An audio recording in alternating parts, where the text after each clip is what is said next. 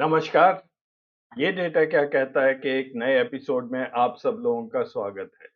मैं हूं अजय प्रकाश। जिस तरह एक मयान में दो तलवारें नहीं रह सकती हैं, इसी तरह बीजेपी में अब अमित शाह और योगी जी दोनों नहीं रह सकते हैं। ये बात धीरे-धीरे साफ होती जा रही है। और इधर मोदी जी ने भी बिल्कुल साफ कर दिया है कि अगर प्रधानमंत्री पद के लिए उनका कोई उत्तराधिकारी है, तो वो हैं अमित शाह। जब से बीजेपी को पिछले चुनाव में बहुमत नहीं मिला है, उसके बाद तो मोदी जी एक तरह से विथड्रॉ कर गए हैं। वो पीछे अब रहते हैं और ये बात बिल्कुल साफ है कि अब अमित शाह ही इस देश की सरकार चला रहे हैं। इसका उदाहरण अभी आप देख ही चुके हैं जब चीफ इलेक्शन कमिश्नर का अभी अपॉइंटमेंट हुआ है। ज्ञानेश कुमार जी वो अमित शाह के खास आदमी हैं और कई सालों से अमित शाह के मंत्रालयों में वो सचिव भी रह चुके हैं। और ये बात सार्वजनिक रूप से सब लोग जानते हैं कि अमित शाह और योगी के बीच में एक विरोधाभास है, मतभेद है, दोनों एक दूसरे के सामने कभी पड़ना नहीं चाहते हैं। और इसका कारण केवल एक है। 60 वर्षीय अमित शाह और 52 वर्षीय योगी आदित्यनाथ दोनों अपने को इस देश का अगला प्रधानमंत्री देखते हैं। दोनों की उम्र उनके साथ है, दोनों की ये क्षमता है कि वो मोदी जी के जाने का इंतजार करें, चाहे मोदी जी इस साल जाएं, चाहे आज से 4 साल बाद या उसके बाद भी। फ़र्क यही है कि अमित शाह के सर पर मोदी जी का हाथ है और योगी आदित्यनाथ जी को अपनी जगह खुद बनानी पड़ेगी, जो कि इस वक़्त काफ़ी मुश्किल दिख रहा है। 27 जुलाई 2024 को नेशनल हेरल्ड में ये न्यूज़ छपी कि आधा समय हो गया है, इस समय योगी लीड कर रहे हैं, उनको 1 पॉइंट मिला है और मोदी शाह को अभी उनका खाता नहीं खुला है, वो शून्य पर हैं। ये वो दौर है जब 2024 के चुनावों के रिजल्ट्स आ चुके थे। उसमें भारतीय जनता पार्टी की उत्तर प्रदेश में काफ़ी खराब परफ़ॉर्मेंस रही थी। 62 से घटकर उत्तर प्रदेश में बीजेपी की 33 सीट रह गई थी। बीजेपी की इस खराब परफ़ॉर्मेंस की ज़िम्मेदारी मोदी, अमित शाह और जेपी नड्डा, योगी आदित्यनाथ के सर पर थोपना चाहते थे। जैसे-जैसे मोदी और अमित शाह ने योगी पर दबाव बढ़ाना शुरू कर दिया और उनके उप मुख्यमंत्री केशव मौर्य और ब्रजेश पाठक उन्होंने मीटिंग्स अटेंड करनी बंद कर दी और दिल्ली में जाके बैठ गए। योगी ने पलटवार किया। योगी आदित्यनाथ भी उसी स्कूल में पढ़े हैं जिसमें मोदी जी पढ़े हैं। उन्हें केवल एक ही बात आती है, समाज में नफरत फैलाओ। उन दिनों उत्तर प्रदेश में कांवड़ियों की यात्रा शुरू हो गई थी। उन्होंने एक सरकारी फरमान निकाला कि हर दुकानदार को अपना नाम अपने दुकान के बाहर लिखना होगा। मकसद ये था कि थोड़ा माहौल खराब हो जाए और जिससे मोदी और अमित शाह फिर से बैकफुट पर पहुंच जाएं। 2017 में योगी जी मुख्यमंत्री नहीं बनते अगर आरएसएस ने उनको टोटली बैक नहीं किया होता।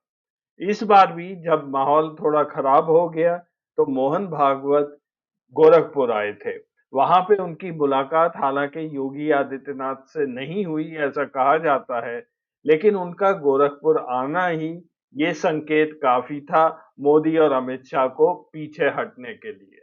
इसीलिए ये बात की गई कि योगी जी को 1 पॉइंट मिला है और मोदी और अमित शाह 0।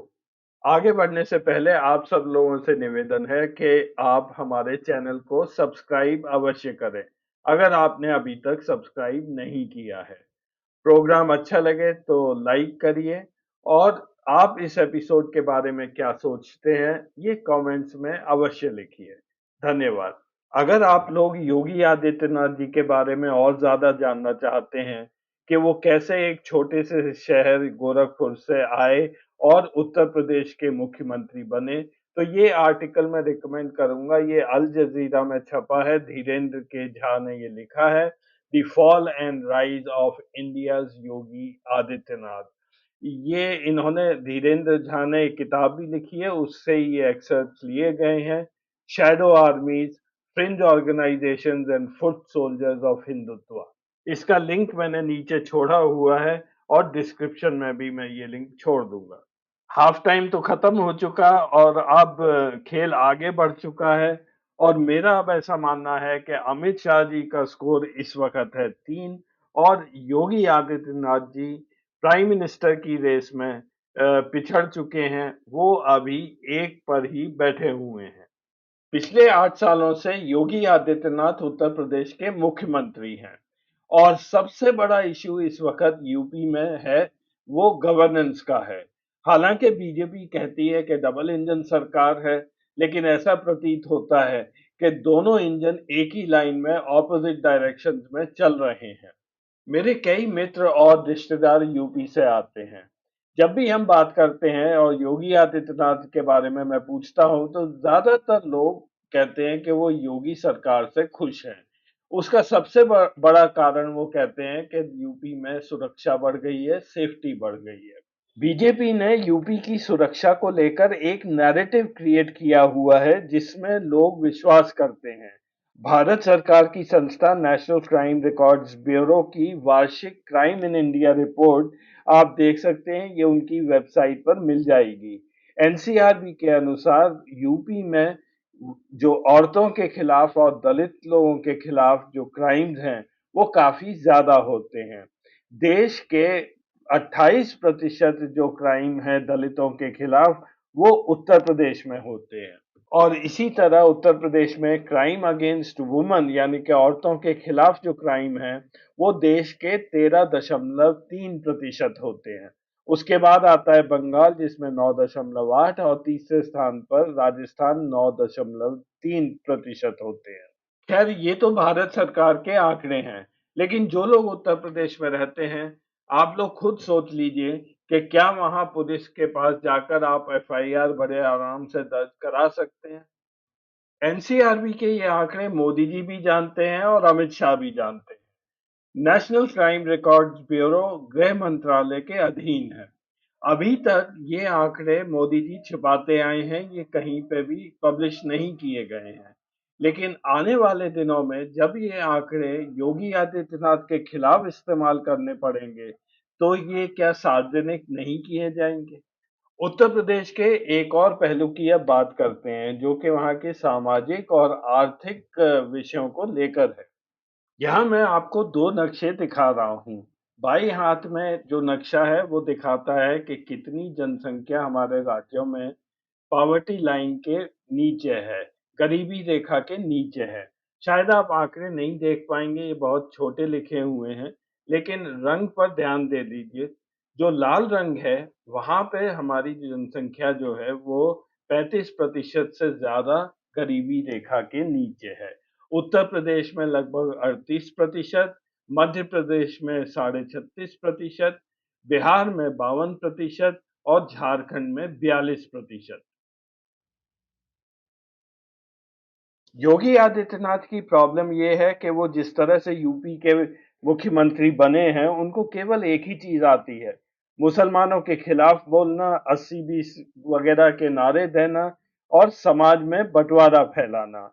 अभी हाल में आज ही की बात है जब वो यूपी का बजट पेश करने जा रहे थे और वहाँ के वित्त मंत्री के साथ ये फ़ोटो है, तब भी उन्होंने ये बोला बजट सनातन संस्कृति को बढ़ावा देगा, यूपी के विकास का रोड मैप तैयार करेगा। जिस राज्य में लगभग 20% मुसलमान हैं, वहां का मुख्यमंत्री ये कहता है कि बजट सनातन धर्म को बढ़ावा देगा, तो उससे ज्यादा और क्या खराब बात हो सकती है। दूसरा मैप जो सीधे हाथ पर है, वहां मैंने दिखाया है जीडीपी पर कैपिटा 2022-23 के ये फिगर्स हैं। ये रिजर्व बैंक ऑफ इंडिया से मैंने लिए हैं। उत्तर प्रदेश की जीडीपी पर कैपिटा 84,000 रुपए थी। सबसे ज्यादा जीडीपी पर कैपिटा है तेलंगाना की 3,13,000 रुपए, उसके बाद कर्नाटक का 3,04,000 रुपए। उत्तर प्रदेश के ग्रोथ की स्टोरी मैं इस ग्राफ के जरिए आपको दिखा रहा हूँ। ये पर कैपिटा इनकम का ग्राफ है जो 2011-12 से लेकर 23-24 तक मैंने प्लॉट किया है। 4 स्टेट्स मैंने यहाँ सेलेक्ट की हैं, एक उत्तर प्रदेश और उत्तराखंड। ये दोनों भी किसी ज़माने में एक ही राज्य हुआ करते थे, फिर अलग हुए और उसके बाद तेलंगाना और आंध्र प्रदेश, ये भी 2014 में अलग हुए हैं। ये 2 राज्य इसमें से उत्तर में हैं और 2 राज्य दक्षिण में हैं। जो लाइन्स मैंने प्लॉट की हैं, उनका कलर कोड यहाँ नीचे लिखा है। यूपी का कलर पीला है, उत्तराखंड लाल, तेलंगाना पिंक में है और आंध्र प्रदेश ऑरेंज कलर में है। इस ग्राफ से ये बात बिल्कुल साफ ज़ाहिर है कि यूपी का जो ग्रोथ है वो सबसे धीमी गति से हुआ है पिछले 12 सालों में। इनफैक्ट उत्तराखंड को अलग होके काफ़ी फ़ायदा भी हुआ है और हालाँकि तेलंगाना और आंध्र भी अलग हुए हैं, लेकिन उनमें डिस्पैरिटी उतनी ज़्यादा नहीं है जितनी यूपी और उत्तराखंड में है। पिछले 12 सालों में जो एवरेज ग्रोथ हुई है पर कैपिटा इनकम की, यूपी और उत्तराखंड 3.9% से, तेलंगाना 6% से बढ़ा है और आंध्र प्रदेश 5.8 से। ये कंपाउंडेड एनुअल ग्रोथ रेट्स हैं। इसी ग्राफ को मैंने अब थोड़ा-सा ज़ूम इन किया है। पीरियड मैंने लिया है 2017 से लेकर 2021 तक। ये वो पीरियड है जब डिमोनेटाइजेशन हुआ था 2016 नवंबर में और उसके बाद हमारे देश में कोरोना भी आया था, उसकी भी 2 वेव्स आई थी। यहाँ आप देखेंगे तो काफ़ी शॉकिंग से रिजल्ट्स हैं। यूपी की जीडीपी पर कैपिटा कम हो गई थी इन 4 सालों में। 41,700 थी 17-18 में, जो घटकर 39,866 पे आ गई थी। इसी तरह उत्तराखंड की भी पर कैपिटा जीडीपी कम हुई थी। बाकी दोनों राज्य तेलंगाना और आंध्र में डिमोनेटाइजेशन के बाद भी बढ़ी और कोरोना के बाद भी बढ़ी। इन 4 सालों में 2017 से 2021 तक compounded annual growth rate UP का रहा -1.5%, उत्तराखंड का -4.8%, तेलंगाना 2.3% और आंध्र 2.5%। उत्तराखंड और उत्तर प्रदेश के इस स्लो डाउन के कई कारण हैं। सबसे पहला तो ये है कि यहाँ दोनों राज्यों में बीजेपी का मिसमैनेजमेंट रहा है। उन्हें ये समझ ही नहीं आया कि कोरोना में कैसे काम किया जाए। उत्तर प्रदेश सरकार ने तो डेटा भी छुपाया था। जो आंकड़े दिए गए थे जिन लोगों की वहाँ मृत्यु हुई कोरोना से, वो आंकड़े केरला से भी कम दिखाए गए थे। वहीं पर कोरोना के दिनों में मैं तेलंगाना सरकार के बारे में बोल सकता हूँ कि उन दिनों इसको एक अपॉर्च्युनिटी देखा गया क्योंकि लॉकडाउन था, ट्रैफिक सड़कों पर था नहीं, तो काफ़ी तेज़ी से फ्लाईओवर्स और सड़क बनाने का काम यहाँ पर जारी रखा था सरकार ने, उस समय केसीआर की सरकार थी। योगी सरकार की एक और बड़ी नाकामी ये है कि उत्तर प्रदेश में फॉरेन डायरेक्ट इन्वेस्टमेंट वो ला नहीं पाए। फरवरी 2023 में एक यूपी में एक ग्लोबल इन्वेस्टर समिट हुई थी, जिसमें मोदी जी भी आए थे, उन्होंने इसका उद्घाटन भी किया था। उस समय ये कहा गया कि यहाँ पे एमओयू साइन हुए हैं 32 लाख करोड़ रुपए के। इतना सारा इन्वेस्टमेंट अब उत्तर प्रदेश में आएगा। लेकिन इस सब के बावजूद भी उत्तर प्रदेश में एफडीआई बिल्कुल नाम मात्र ही आ पाया है। ये डेटा है पिछले 2-3 साल का। अगर आप देखें 2000 अप्रैल 2000 से 2024 के बीच में महाराष्ट्र में 5,32,000 करोड़ रुपए एफडीआई आया है और वहीं पर उत्तर प्रदेश में इसी दौरान में केवल 12,615 करोड़ रुपए एफडी आ सका है। पॉलिटिकल फ्रंट पर भी योगी जी अब अपनी जमीन खोते जा रहे हैं। 2017 के जो उत्तर प्रदेश के यूपी के असेंबली के चुनाव हुए थे, उसमें बीजेपी को 312 सीट्स मिली थी। 39.67 वोट शेयर था उस समय। 2022 में ये सीट्स घटकर 255 हो गई, 57 सीटों का नुकसान हुआ। हालांकि वोट शेयर बहुत थोड़े से बढ़ा था, 41.29% हो गया था। 2022 उत्तर प्रदेश चुनाव में बीजेपी की सीट्स कम आई। 2024 के लोकसभा चुनाव में उत्तर प्रदेश में बीजेपी की सीट्स में कमी हुई। थोड़ा सेविंग ग्रेस ये रहा कि नवंबर में जो 9 सीट्स पर बाईपोल्स हुए थे, उसमें से 7 सीट योगी जी जीत पाए, 2 समाजवादी पार्टी को गईं। हालाँकि ये जीतने के लिए उन्होंने अपना पूरा ज़ोर लगा दिया था, पूरी कैबिनेट और मंत्रियों को इन स्थानों पर कैंप करने भेज दिया था। तो ये कोई इंडिकेशन नहीं है कि अगले चुनावों में भी योगी जी की परफॉर्मेंस कोई ज़्यादा अच्छी होने जा रही है। योगी सरकार का जो नैरेटिव उत्तर प्रदेश में वो बनाने की कोशिश कर रहे हैं, उसका काउंटर केंद्र सरकार से ही हमें मिल जाता है। एनसीआरबी डेटा दिखाता है कि law and order situation UP में कोई खास अच्छी नहीं है, इनफैक्ट खराब है। और आर्थिक मुद्दों अगर आप देखेंगे तो भी उत्तर प्रदेश में कोई उन्नति हुई नहीं है। लोग गरीबी रेखा के नीचे जैसे थे वैसे ही बने हुए हैं। धीरे-धीरे उत्तर प्रदेश में सोशल अनरेस्ट बढ़ता जा रहा है और ये बात योगी जी अच्छी तरह समझते हैं और केंद्र में मोदी जी और अमित शाह भी समझते हैं। इसलिए लोगों का ध्यान भटकाने के लिए महाकुंभ एक बहुत अच्छी अपॉर्चुनिटी इन लोगों को मिल गई। महाकुंभ काफ़ी ज़ोर-शोर से बेचा गया लोगों को और यहाँ तक कहा गया कि 54 करोड़ लोग प्रयागराज में संगम में जाके डुबकी लगाई है। कहीं पे किसी की गिनती में थोड़ी-सी कमी है क्योंकि 54 करोड़ का मतलब ये हुआ कि हर दूसरा हिंदू हिंदुस्तान में वो प्रयागराज जाके वहाँ संगम में नहाया है। हालाँकि जो कुछ महाकुंभ में हुआ है, वो मैं दोबारा नहीं दोहराऊँगा, आप लोग अच्छी तरह जानते हैं। वहाँ पे पानी इतना गंदा निकला है, जिसको लेकर ग्रीन ट्राइब्यूनल ने उत्तर प्रदेश सरकार को नोटिस भी दिया है। जस्टिस प्रकाश श्रीवास्तव जो नेशनल ग्रीन ट्राइब्यूनल के अध्यक्ष हैं, उन्होंने अपनी जजमेंट में उत्तर प्रदेश सरकार को एक तरह से बहुत ज़बरदस्त डाँट लगाई। उन्होंने योगी जी को कहा कि आपने 50 करोड़ लोगों को प्रदूषित सीवेज के पानी से नहलाया, वह पानी जो नहाने लायक नहीं था और लोगों को वह पानी पीना पड़ा। पीठ ने आगे ये भी कहा, ऐसा लगता है कि आप किसी तरह के दबाव दबाव में हैं।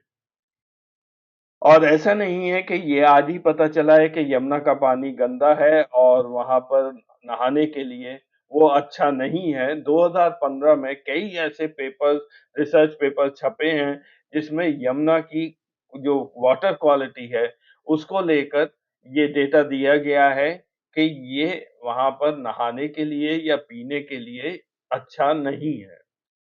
हमारी केंद्रीय एजेंसीज़ आजकल कुछ ऐसी हो गई हैं कि वो अपनी पॉलिटिकल लीडरशिप से पूछे बगैर कभी कोई काम करती नहीं हैं। आप ऑडिटर जनरल ले लीजिए, आप सीबीआई ले लीजिए, ईडी ले लीजिए, ये सब एजेंसीज़ अपने मिनिस्टर के कहने पर काम करती हैं। जब ये रिपोर्ट आई है नेशनल ग्रीन ट्राइब्यूनल की, उसके बाद योगी आदित्यनाथ भड़क गए हैं। उन्होंने कहा ये रिपोर्ट ही गलत है, वो अपने को एक साइंटिस्ट बता रहे हैं। लेकिन जैसे कहते हैं big brother is always watching. Amit Shah देख रहे हैं। अमित शाह इनको याद रखना चाहिए योगी जी को कि ये आरएसएस के आदमी नहीं है। ये उस तरह से इन्फ्लुएंस नहीं होंगे आरएसएस से जैसे मोदी जी होते आए थे क्योंकि मोदी जी आरएसएस के एक कार्यकर्ता थे। और इसी वजह से इस एनालिसिस की वजह से मेरा ऐसा मानना है कि अब अमित शाह का एक अपर हैंड है और स्कोर हो चुका है 3-1।